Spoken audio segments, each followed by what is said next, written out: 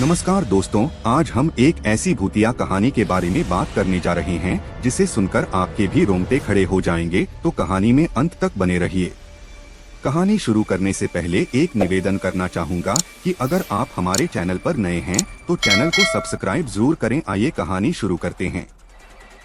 विकास और उसके दोस्तों ने कभी नहीं सुना था कि इस छोटे से गाँव के पास एक बगीचा है जो रात के समय डरावना बन जाता है। यह बगीचा गांव के पुराने मंदिर के पास था जिसे लोग अब नहीं जाते थे। कहा जाता था कि बगीचे में किसी समय एक बड़ा हत्याकांड हुआ था और तब से उस बगीचे में अजीब घटनाएं होने लगी थीं। गांव वाले कहते थे कि रात के समय वहां किसी औरत की चीखें सुनाई देती हैं और बगीचे के बीचों बीच एक पुराना पेड़ है जिसे छूने से लोग हमेशा गायब हो जाते हैं। विकास और उसके दोस्तों को ये बातें महज अफवाहें लगी। वे सोचने लगे क्या हो सकता है। उन्होंने एक रात उस बगीचे में जाने का फैसला किया। यह तय किया गया कि वे रात के 12 बजे वहां पहुंचेंगे ताकि यह साबित कर सकें कि वहां कुछ भी डरावना नहीं है। जब वे बगीचे के पास पहुंचे तो हवा में एक अजीब सी ठंडक महसूस होने लगी। जैसे ही वे बगीचे के अंदर गए, एक डरावनी खामोशी छा गई। उनके कदमों की आवाज साफ सुनाई दे रही थी और आसपास की हवा में एक अजीब सी महक घुली हुई थी। बगीचा बिल्कुल वीरान था, लेकिन किसी अज्ञात ताकत ने हवा को और भी घना कर दिया था। उनके पास किसी तरह की रोशनी के लिए केवल टॉर्च थी जो उन्होंने जैसे ही बगीचे के अंदर मोड़ी, उनकी नजरें एक पुराने विशाल पेड़ पर पड़ी। वो पेड़ बहुत ही रहस्यमय था, मानो वह उन सभी को देख रहा हो।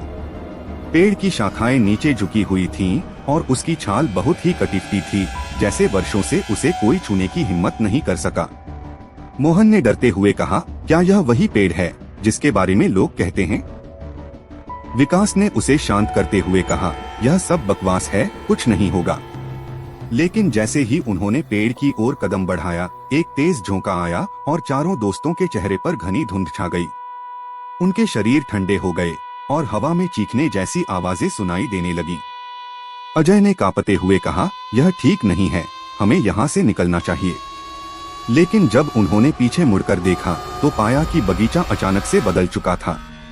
पेड़ के पास कोई खड़ा था, एक लंबी सफेद साड़ी पहने हुए और चेहरे पर घना घूंघट डाले हुए। उसकी आंखें लाल थीं और उसकी नजरें उनके दिलों को भेदने जैसी थीं।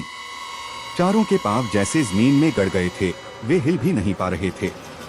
वह आकृति धीरे धीरे उनके पास बढ़ी और फिर अचानक बोल पड़ी, तुमने यहाँ आने का हक क्यों पाया? उसकी आवाज इतनी गहरी और खौफनाक थी कि हर शब्द उनके दिल में एक गहरी दहशत छोड़ता गया। विकास के मुंह से कोई शब्द नहीं निकला। वह जानता था कि अब देर हो चुकी है।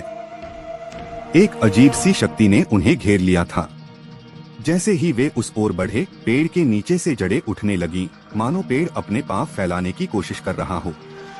एक कटा हुआ हाथ हवा में उठकर उनके पास आया। चारों दोस्तों ने भागने की कोशिश की, लेकिन जैसे ही वे पेड़ के पास पहुंचे, सभी की आंखों के सामने दृश्य बदलने लगे। उनके चारों ओर कटीफी लाशें दिखने लगीं, जो जमीन से बाहर आ रही थीं। खून की धाराएं निकल रही थीं और एक भूतिया महिला की कटीफी शक्ल दिखाई दी जो दर्द में चीख रही थी। आखिरकार जब उन्होंने पूरी ताकत से दौड़ने की कोशिश की, तब उन्हें बगीचे के बाहर एक मंदिर का रास्ता नजर आया। लेकिन जब वे मंदिर के पास पहुंचे तो मंदिर के दरवाजे अपने आप बंद हो गए और अंदर से एक जोर की आवाज आई, तुम सब अब यहाँ कैद हो।